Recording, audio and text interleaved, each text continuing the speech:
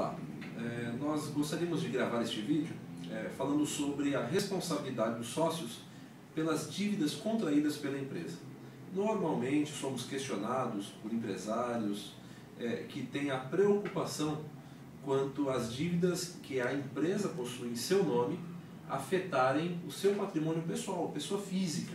Então, o objetivo deste vídeo é tirar estas dúvidas. Obviamente, é um assunto muito extenso, muito complexo, que demandaria muito tempo. Então, de forma bem objetiva, eu quero falar sobre as 3 principais empresas dos pequenos e médios empresários do Brasil. As firmas individuais, as EIRELIs e as empresas, as sociedades limitadas. Não vou abordar a responsabilidade dos sócios e dos administradores nas sociedades que são típicas do Código Civil, mas menos comuns. Por exemplo, as sociedades anônimas, as SAs, as sociedades em comandita simples e as sociedades em nome coletivo. Muito bem. Nas firmas individuais, em que a empresa está em nome da pessoa física e ele faz para a criação da empresa uma declaração de firma individual, a responsabilidade do empresário ela é ilimitada, ou seja, ele, pessoa física, responde com os seus bens pelas dívidas contraídas em nome da firma individual. Há uma confusão patrimonial, ou seja, o patrimônio da pessoa jurídica também é patrimônio da pessoa física. Em virtude desta confusão patrimonial, a responsabilidade do sócio ela é ilimitada.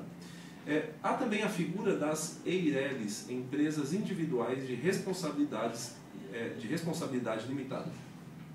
Esta modalidade de empresa ela surgiu em 2011 com uma alteração do Código Civil.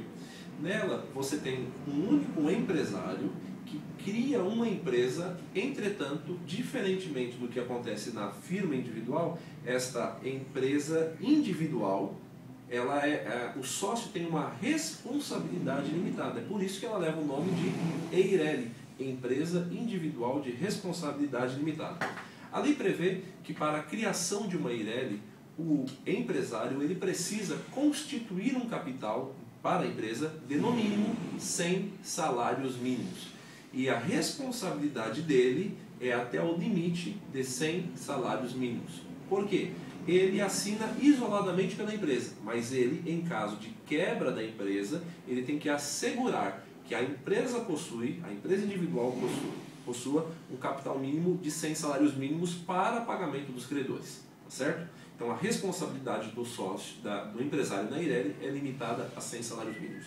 Existe também uma sociedade muito comum, que acredito eu que 90% das empresas elas se enquadram na sociedade limitada, onde duas ou mais pessoas se reúnem para a criação de uma empresa, seja no ramo do comércio, indústria ou serviços.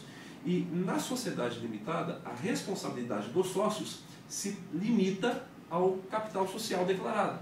Quando você monta uma sociedade limitada, você constitui um capital para a empresa, você integraliza este capital, tira dinheiro pessoal e integraliza nesta empresa. A responsabilidade dos sócios na sociedade limitada se limita ao valor do capital social integralizado. Todos os sócios respondem por este valor integralizado. Individualmente, eles se responsabilizam.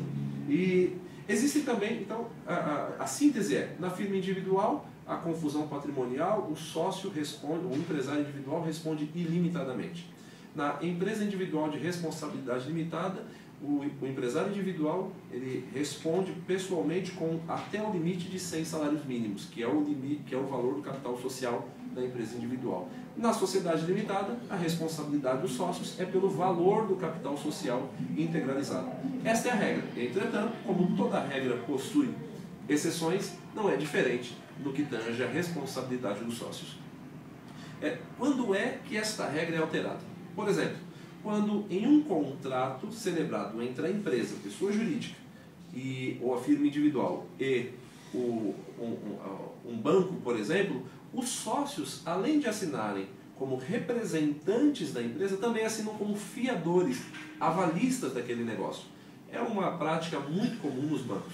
Então, o empresário, enquanto sócio, ele se responsabiliza pelo limite da lei.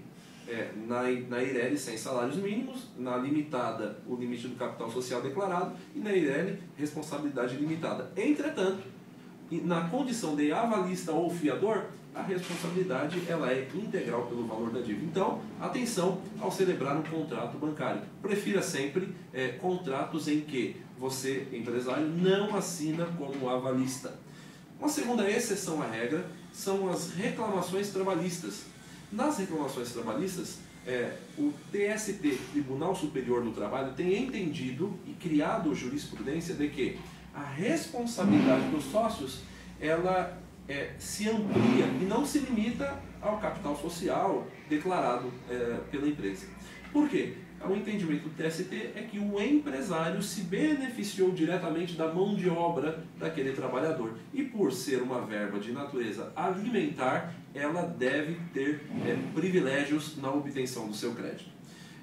Também nós temos uma outra exceção à regra, onde fica caracterizada a fraude na administração.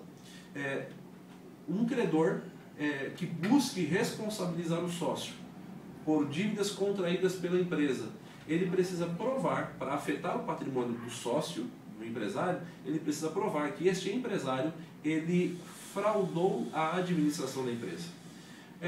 Uma coisa muito comum e tem sido entendido nos tribunais é de que se o empresário não fechar regularmente esta empresa, simplesmente encerrar as atividades e deixá-la ativa, ele fraudou o encerramento da empresa, razão pela qual ele, pessoa física, também será responsável.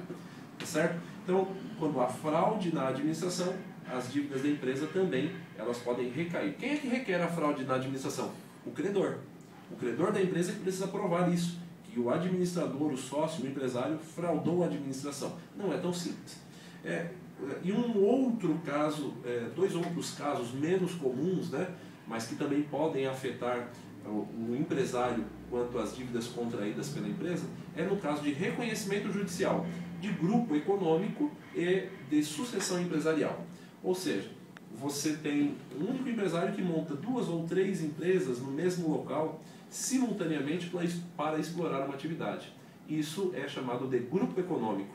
Então, aí você também tem a desconsideração da pessoa jurídica e o redirecionamento das dívidas em face dos sócios, dos empresários. E também no caso de sucessão empresarial, quando o empresário tem uma empresa, mas ela está muito endividada, então ele monta uma outra empresa para suceder. Ele deixa todas as dívidas na antiga empresa e monta uma nova empresa apenas para continuar trabalhando.